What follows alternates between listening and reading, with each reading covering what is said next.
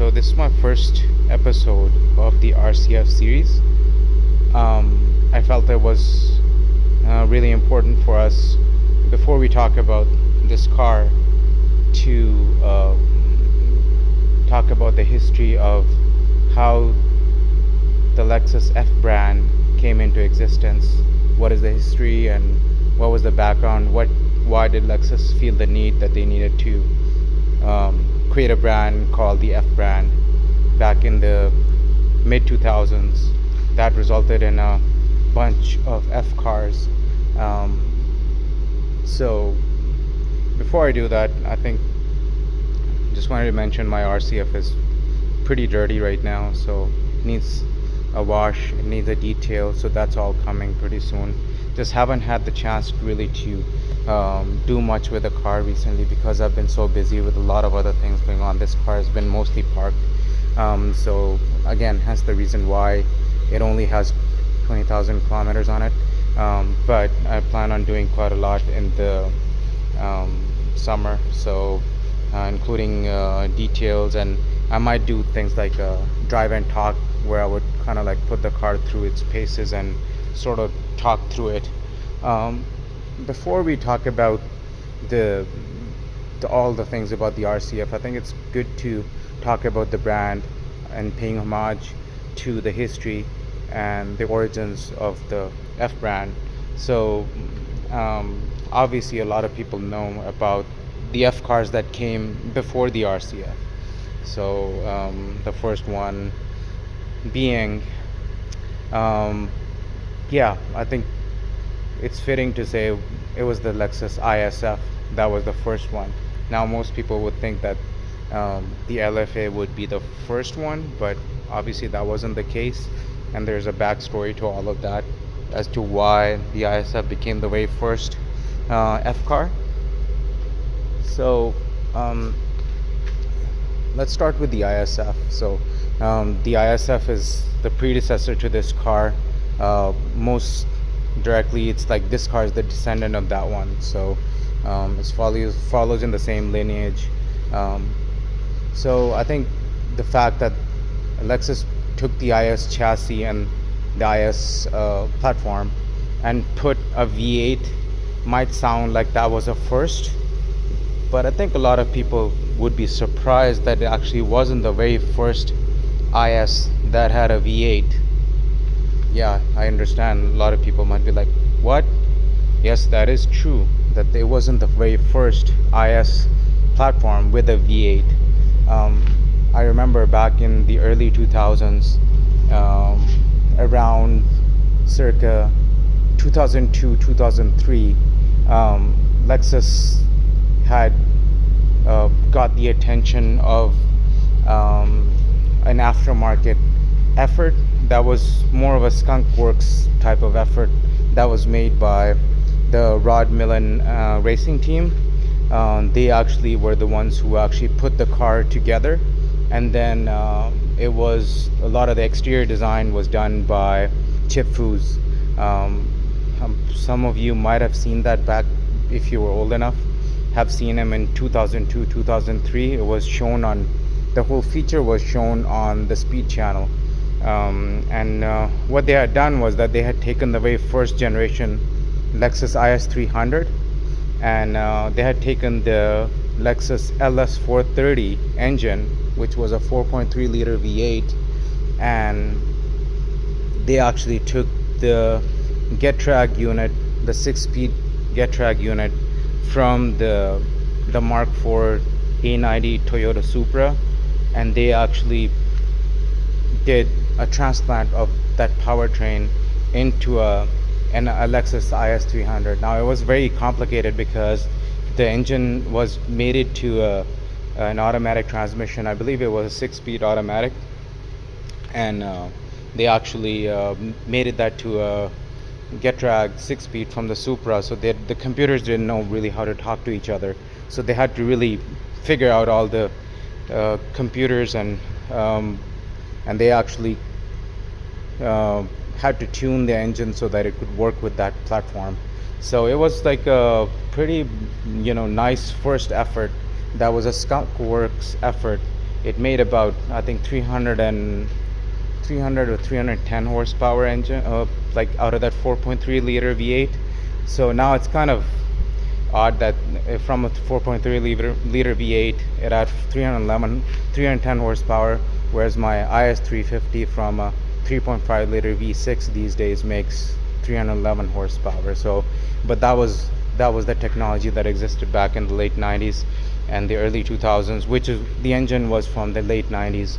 So they actually had created a car. It wasn't really an all-out platform to actually be a proper sport type of effort. It did have good capabilities to do drifting, and it had good power. Rod Millen seemed to be pretty happy with what the results were. So that was something that caught the attention of the engineers in Japan, specifically the engineer who was most responsible for the Lexus ISF. His name was Yokohiko Yaguchi.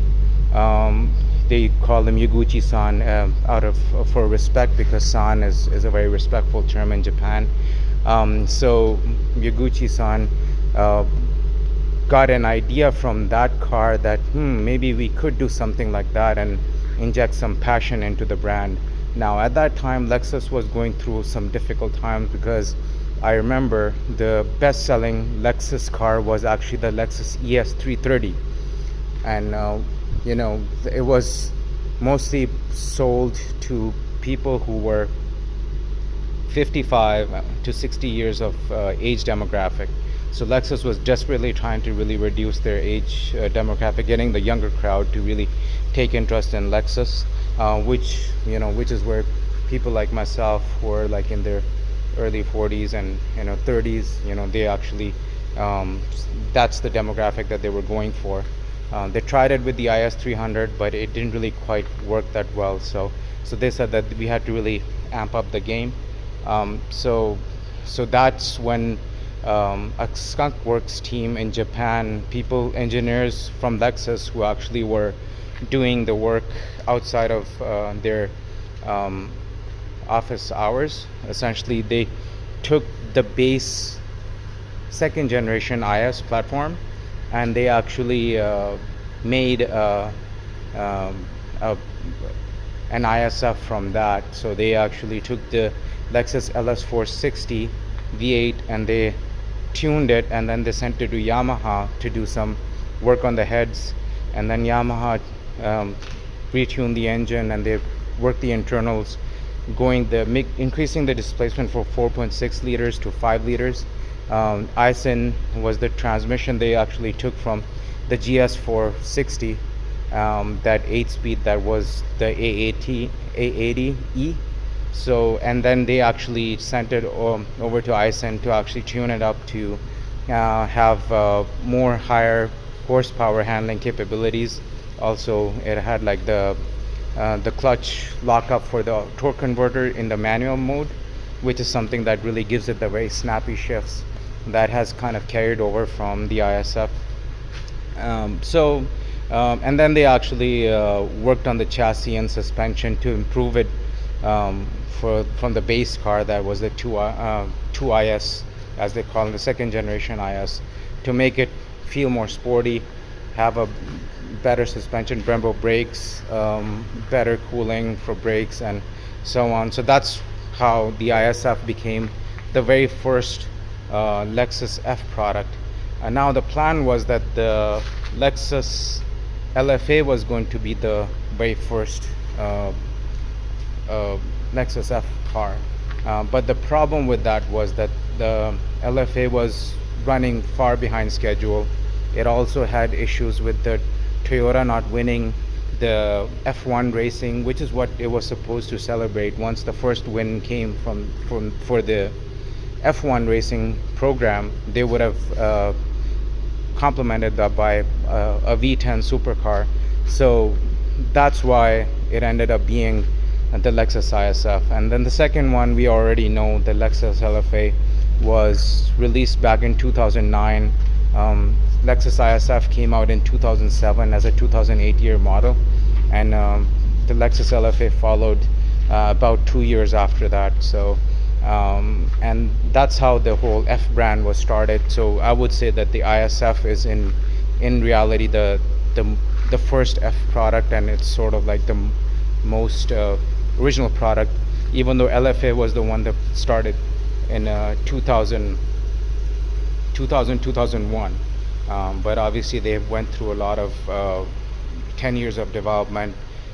In some ways the car had some outdated elements when by the time it came out, especially the slow single clutch transmission. But much of about the LFA has been said and everybody knows about that. So yeah, I think that's kind of like what the whole start of the F brand was. And um, these two cars really started that um, passion and a lot of that excitement that Lexus really needed in the brand to really get younger crowd to look at Lexus differently. So I think that's the summary of how the Lexus F brand started. And to me, somebody who owns an F car and also an F Sport, both of them are sort of the resultant of that effort. I truly believe that it really made a huge difference to this brand, because without the F brand, I don't know if I would have looked at Lexus beyond my RX 450h that I own, which is a car that we use for family, for kids, for baby seat strollers, and grocery hauling and stuff. So, but I truly looked at Lexus as a car that I would be able to really continue my passion with. So, and I've had owned cars before, modified, did autocrossing. So yeah, I think that's pretty much a quick summary of the F brand, on how the origins, the beginnings, the history, philosophy, and why it came into existence. So, um, I guess the next episode, I will talk more about my own RCF and talk more about just the background of this. And so that would be the very first episode on my own RCF. But for the F brand, I think the story deserved to be told before I could get that, about the lineage that it follows. So yeah, I think until next time, ciao. Thanks. Bye.